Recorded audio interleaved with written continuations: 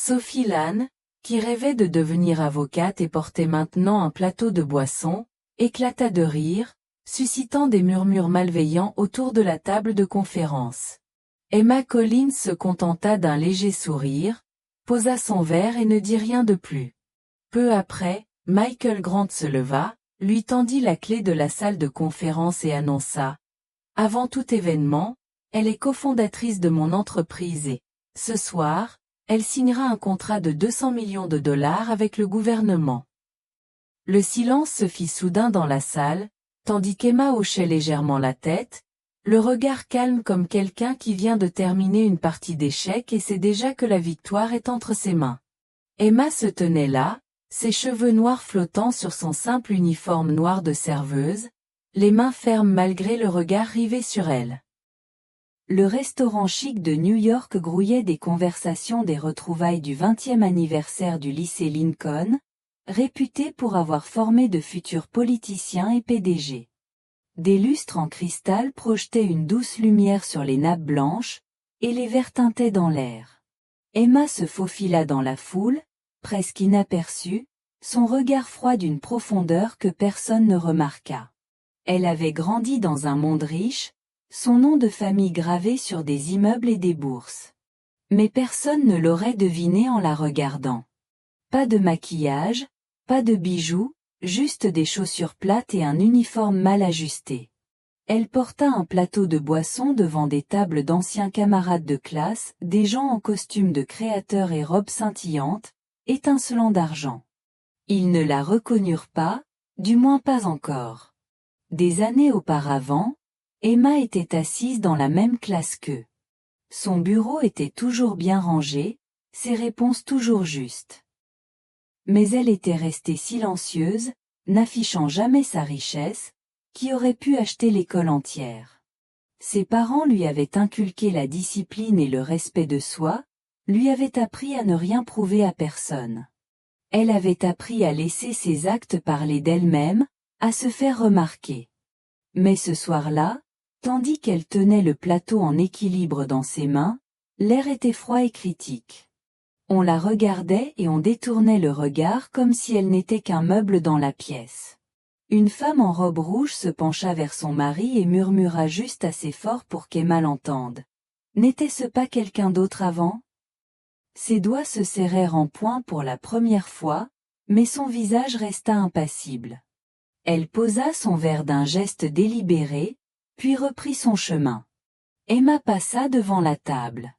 Un homme en chemise blanche ajustait ses boutons de manchette sous la lumière et leva son verre vide sans la regarder. Un autre verre. Sa voix était froide et robotique. Emma hocha la tête et remplit son verre. L'homme ne la remercia pas et retourna à sa conversation sur le portefeuille d'action. À côté d'elle, une femme au rouge à lèvres ricana. Certaines personnes sont au sommet de leur art depuis le lycée, non ? Les mots étaient brefs mais pénétrants. Emma serra les mâchoires, l'espace de quelques secondes seulement, avant de reprendre son chemin avec le plateau. La salle ne remarqua pas qu'elle caressait le bord de son tablier, juste pour garder l'équilibre. La pression des ragots était familière, facile à blesser, mais telle une blessure invisible. Sophie Lannes, aux angles aigus et à l'allure hautaine, mais reconnaissant toujours son ancien pouvoir, était assise au bout de la plus grande table. Ses cheveux blonds étaient attachés droit, lumière de l'argent. Elle avait été une reine, le genre de personne qui faisait se sentir petit rien qu'en la regardant. 34 ans, elle continuait à jouer la comédie, sa robe de brocart glacé moulant son corps comme une seconde peau, son rire perçant le cœur. Oh là là, c'est Emma ? Elle allait devenir avocate ? Cria Sophie assez fort pour que tout le monde se retourne. Le silence se fit, puis un fou rire éclata. Emma marqua une pause, posa sa coupe de champagne dans sa main et regarda Sophie droit dans les yeux. Elle ne broncha pas, sourit légèrement, puis s'éloigna. Une autre femme, portant un collier de perles scintillant à la lumière, dit d'un ton faussement amical. « Vous êtes serveuse maintenant ? Au moins, vous êtes dans un restaurant chic. » C'était comme cacher un couteau dans une fleur. Un homme d'âge mûr en costume, la montre plus chère que la voiture, murmura, elle ne trouvera probablement pas d'autre travail. Ces mots furent comme une gifle, mais Emma ne réagit pas, ajusta la nappe d'un geste précis et continua. L'air se rafraîchissait, les rires se répandant comme des ondulations. Sophie se renversa dans son fauteuil, les yeux pétillants, défiant Emma de répondre, mais elle ne dit rien. Elle continua d'avancer d'un pas léger sur le sol ciré. Alors qu'Emma tendait la main vers la carafe d'eau, sa manche effleura le sac à paillettes d'une femme, la forçant à la retirer vivement, comme si elle craignait de le salir. « Attention !» dit-elle assez fort pour que tout le monde l'entende. Ça lui a coûté plus cher que ce qu'elle a gagné en un an. Quelques personnes ricanèrent, attendant de voir si elle allait abandonner. Emma versa l'eau lentement, reposa la carafe délicatement et dit « Je ferai plus attention ». Sa voix était égale, son regard fixé sur l'autre personne, ce qui la fit détourner le regard et son sourire s'évanouir. L'air était plus étouffant à mesure que le bruit du restaurant se propageait, le bruit des assiettes et des plats se mêlant aux conversations. Emma gardait le même air, ayant appris depuis longtemps à tenir bon face aux critiques. À l'école, Sophie l'avait critiquée pour ses vêtements miteux, sa voix douce et son manque d'intérêt pour ce jeu populaire. Elle était la fille qui déjeunait à la bibliothèque, livres ouverts, tandis que Sophie et ses amis s'attablent à la cafétéria. Maintenant, le jeu était le même, sauf que les boissons étaient meilleures. Le plateau d'Emma s'allégeait, avec quelques verres de vin. Elle en plaça un devant l'homme, occupé à consulter son téléphone, et il grommela « Merci, chérie », mais ce n'était certainement pas sincère. Emma esquissa un léger sourire, mais ne dit rien. Puis la porte s'ouvrit et Michael Grant entra. Grand, large d'épaules, vêtu d'un costume simple mais bien coupé, il dégageait une aura qui faisait se redresser les gens. Michael, un milliardaire de la tech qui avait fondé un empire mondial, un nom que tout le monde connaissait. Tous les regards se tournèrent vers lui tandis qu'il traversait la pièce, regardant partout, puis s'arrêtant sur Emma. Il sourit légèrement, ne dit rien et s'assit à la table de Sophie. Sophie parla avec passion de son voyage à Paris, des vols privés, des dîners raffinés. Elle brandit le sac de créateur, laissant la lumière éclairer le logo. C'est une édition limitée, dit-elle en jetant un coup d'œil à Emma, qui débarrassait les assiettes à proximité. La table rit, un peu plus fort. Michael se renversa dans son fauteuil, les yeux rivés sur Emma. « Tu lis toujours tous les soirs ?» demanda-t-il, sa voix perçant le bruit. La table s'arrêta. Sophie eut un sourire ironique. Emma leva les yeux et croisa son regard. « Oui » dit-elle doucement, avec un peu plus de détermination. L'air sembla perdre son équilibre un instant. Emma débarrassait les assiettes lorsqu'un homme à la barbe lisse et à la cravate en soie s'exclama avec mépris. « Ça doit être dur de servir tous ces gens qui ont réussi. Hein ?» Il y eut un éclat de rire et un regard vers Emma. Elle marqua une pause, le regardant. « Je ne m'étais jamais posé cette question, » dit-elle doucement, aussi fermement qu'une porte claquée. L'homme cligna des yeux, surpris, puis recula sur sa chaise. Emma se redressa, remit son plateau en équilibre et poursuivit son chemin. Le rire se transforma en un murmure gêné. Sophie reprit son calme et ricana. « Emma, essuie cette table, c'est un peu le bazar, » dit-elle en désignant la table déjà propre d'un air malicieux. Emma n'hésita pas, prit la serviette et l'essuya, ses gestes presque élégants. Une autre femme, trop maquillée et vêtue d'une robe voyante, intervint. « C'est une mauvaise élève, alors maintenant elle est serveuse. » Les mots tombèrent comme un coup de vent, sans grande importance. Un homme, la cravate dénouée, le visage rouge d'ivresse, renversa accidentellement un verre de vin rouge sur la manche d'Emma. Toute la table éclata de rire, se moquant d'elle. Emma marqua une pause, regarda la tache de vin sur sa chemise, puis l'homme.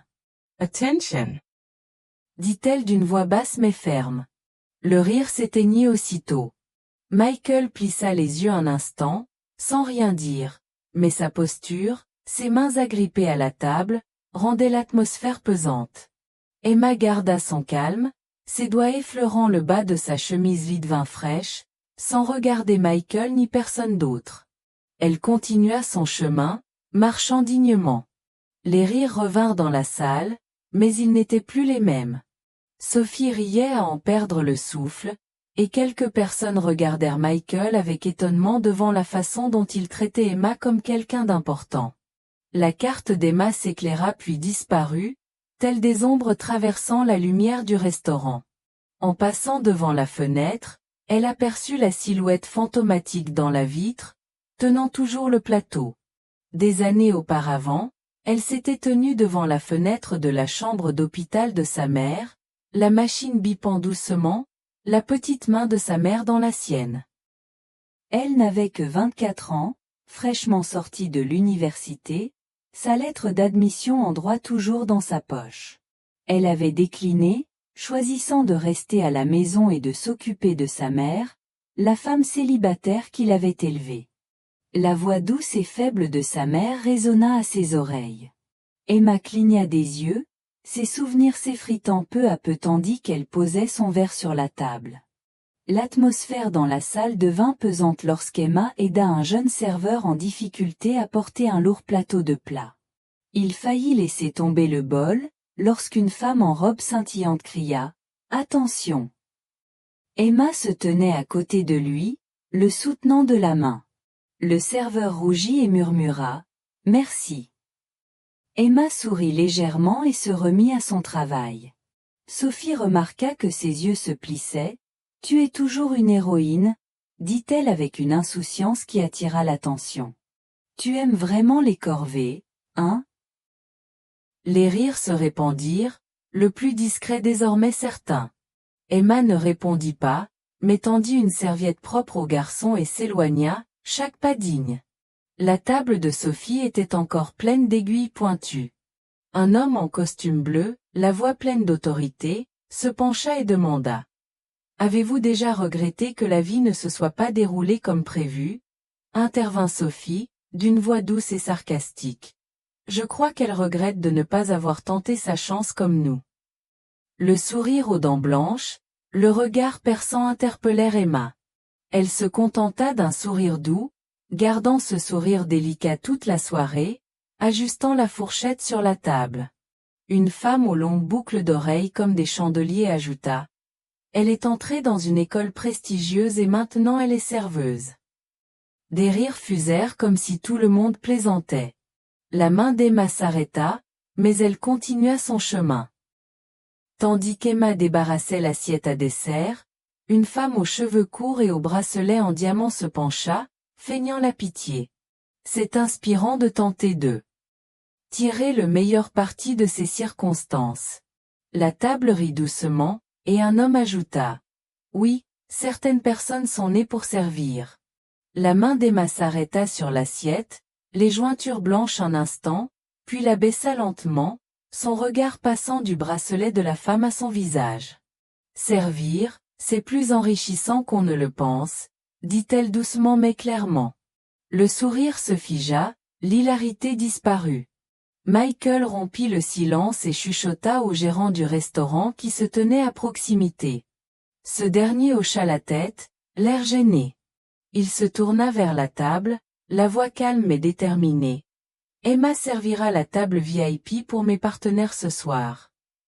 Les mots tombèrent dans l'eau. Le gérant hésita un instant, puis acquiesça. Le regard de Sophie était froid, mais elle fit semblant de sourire. Oh, Michael est si gentil, laissez-lui une chance de briller. Les rires de tous devinrent faibles, hésitants. L'expression d'Emma ne changea pas. Elle fit un signe de tête à Michael et se dirigea vers l'espace VIP, son plateau vide. L'espace VIP était un coin tranquille, là où les contrats se signaient et où l'avenir se décidait. Elle disposa habilement les verres, précisant chaque geste. Un homme en costume gris, le partenaire de Michael, la regarda, stupéfait. Emma Collins, demanda-t-il doucement. Elle hocha la tête, un sourire timide mais sincère. Son visage rayonnait, comme s'il savait quelque chose que les autres ignoraient. La table de Sophie régnait sur une atmosphère désagréable. Sophie murmura à son voisin, « Il doit avoir pitié d'elle, quel dommage !»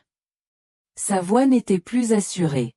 Quelques personnes activèrent leur téléphone comme pour en savoir plus sur Emma. Lorsqu'Emma se retourna, une femme en robe argentée, l'air mécontent, lui barra le passage. « Écarte-toi !» Sa voix était sèche, comme si elle faisait obstacle. Elle heurta délibérément l'épaule d'Emma, faisant osciller le verre de vin sur le plateau. Tout le monde se regarda et un éclat de rire retentit. Emma tenait son verre, le visage impassible, les mains serrées autour de son plateau. « Certaines personnes ne savent pas où est leur place », murmura-t-elle à son amie, assez fort pour qu'Emma l'entende. Le regard d'Emma se durcit, l'effrayant, et elle recula vivement. Elle continua d'avancer d'un pas décidé, la salle la suivant en silence. Sophie essaya de faire des histoires, de ne pas laisser la discussion s'éteindre. « Emma, t'es-tu déjà crue importante ?» Sa voix était suffisamment forte pour que tout le monde l'entende. Un homme aux cheveux gominés et à la Rolex ricana. « Importante ? Enfin, importante pour servir. » Toute la table rit, malicieusement. Emma serra le verre une seconde, puis le posa délicatement sur la table, scrutant la pièce du regard. Le sourire de Michael s'effaça, sa mâchoire se crispa. Elle le regarda et répondit à Sophie. « Que cela ait de l'importance ou non dépend de la personne à qui vous le demandez. » Les mots étaient doux mais tranchants comme un couteau, étouffant les rires. Le bruit d'un bol qui tombait résonna dans le silence. Emma se pencha pour ramasser la cuillère, d'un geste délicat, et l'attendit au jeune serveur d'un signe de tête. Une atmosphère d'impatience régnait dans la salle. Une femme en robe de velours murmura à ses côtés, « Elle est tellement têtue. » Sa voix était basse mais claire. Emma se redressa, le visage impassible, passant fièrement devant le plateau. Michael se leva, sa chaise glissant au sol. Il dit au directeur d'une voix ferme, « Apportez la clé de la salle de conférence. » Le directeur apporta rapidement un petit trousseau de clés. Michael le prit, les yeux fixés sur Emma. « Cette salle est à vous, vous êtes la cofondatrice de mon entreprise, et ce soir vous signerez un contrat de 200 millions de dollars avec le gouvernement. » La pièce se figea. Sophie resta bouche bée, le verre de vin qu'elle tenait à la main oscillant. Michael poursuivit. « Vous avez refusé le poste de directrice pour prendre soin de votre mère malade. Je vous dois tout. » La main d'Emma serra la clé, le visage inchangé, ses yeux lançant une lueur silencieuse. Un silence pesant s'installa. Les personnes présentes regardaient autour d'elle, gênées, ou baissaient leurs assiettes. L'homme au costume bleu ricana et rougi, celle au collier de perles jouait avec sa serviette, son sourire disparut. Sophie essaya de sourire, mais son sourire était faible. « Si vous êtes cofondatrice, pourquoi êtes-vous serveuse ?» demanda-t-elle, surprise. Les gens sortirent leur téléphone, leurs doigts tapotant. Celui à la Rolex murmura. « Ça ne sonne pas bien. » La salle semblait attendre de voir la réaction d'Emma. Emma se tenait dans l'espace VIP, posant son verre. Un homme à l'allure raffinée et au regard perçant s'exprima d'une voix forte.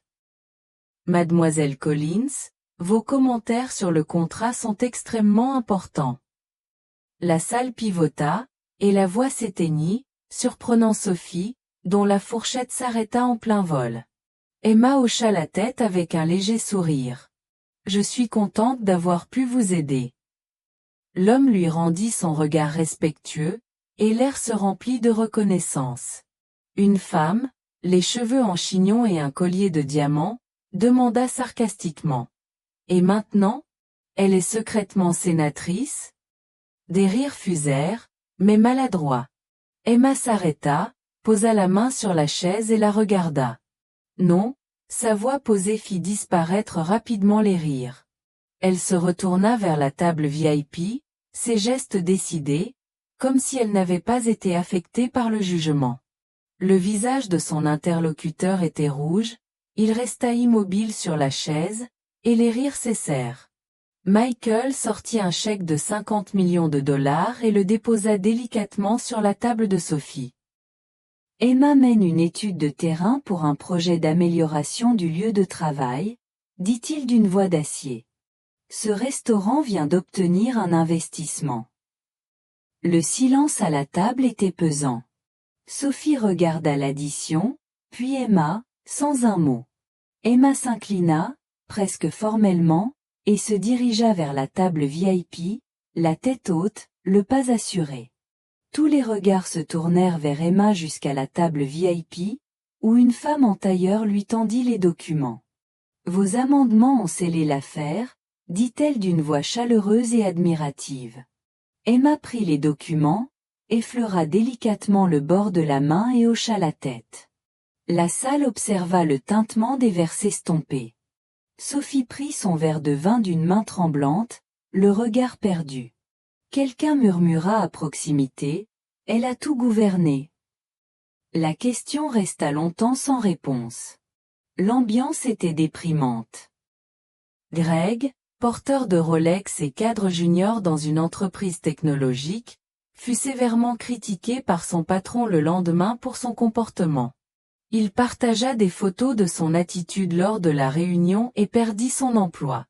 Sophie, apparue sur les réseaux sociaux dans une publication critiquant Emma, perdit son contrat de sponsoring avec une marque de luxe. La porteuse de perles, qui se vantait de ses actions caritatives, dut se retirer de plusieurs événements sociaux. Ils perdirent une partie de leur pouvoir et de leur réputation. Il n'y eut pas de fanfare, juste la vérité qui s'annonçait petit à petit.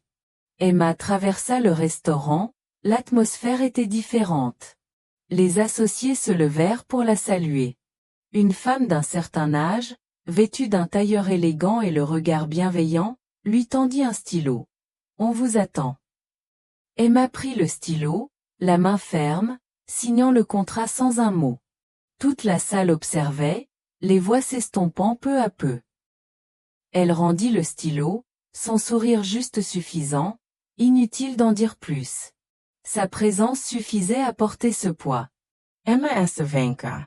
Une jeune femme se leva, le visage rouge. « Tu es incroyable, » dit-elle en tremblant. « On m'a traité comme ça. Merci de ne pas avoir abandonné. » Les gens se retournèrent, surpris. Emma s'arrêta, le regard doux, hochant la tête. « Continue, » dit-elle doucement, ses mots résonnant dans le silence.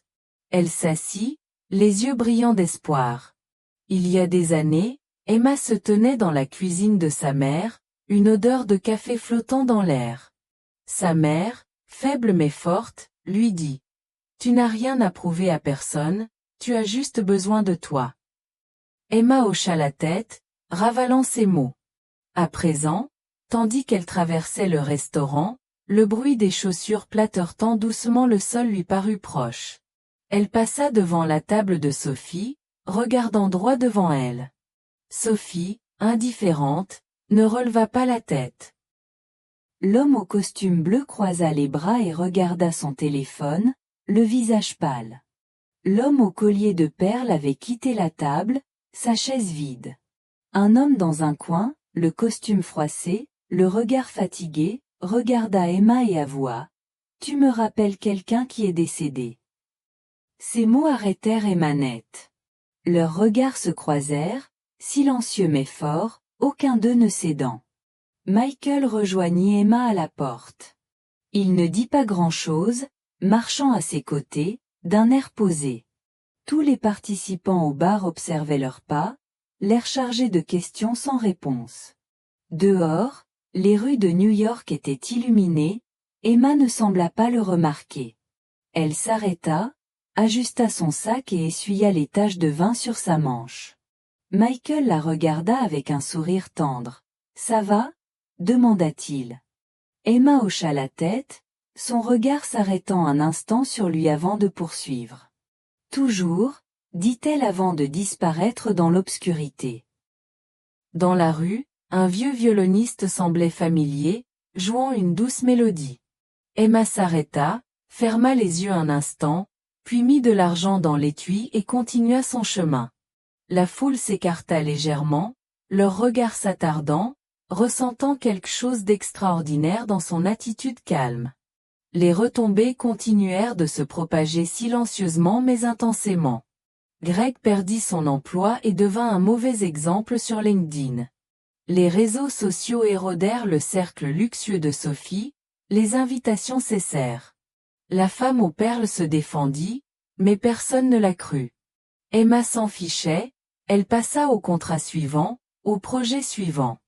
Elle ne se vanta pas, ne publia rien, et ce n'était pas nécessaire. La vérité s'imposa d'elle-même. Finalement, Emma se tenait devant le restaurant, la ville s'illuminant de mille feux. Elle leva les yeux vers le ciel, les étoiles s'atténuant dans les lumières de la ville. Sa vie n'était pas facile, mais c'était sa vie. Chaque choix, chaque instant de calme. Chaque fois qu'elle baissait la tête et levait les yeux, l'avait conduite ici. Elle n'était plus invisible. En fait, elle n'avait jamais été invisible pour quiconque comptait. Pas même pour elle-même. Avez-vous déjà été jugé? Ça vous a fait mal quand quelqu'un vous a regardé et a décidé que vous n'étiez pas à la hauteur? Et vous avez persévéré? Vous êtes toujours là? Vous n'êtes pas seul. L'histoire d'Emma est aussi la vôtre. Où regardez-vous? Laissez un commentaire et suivez-nous dans notre parcours à travers la douleur, la trahison et, finalement, la guérison.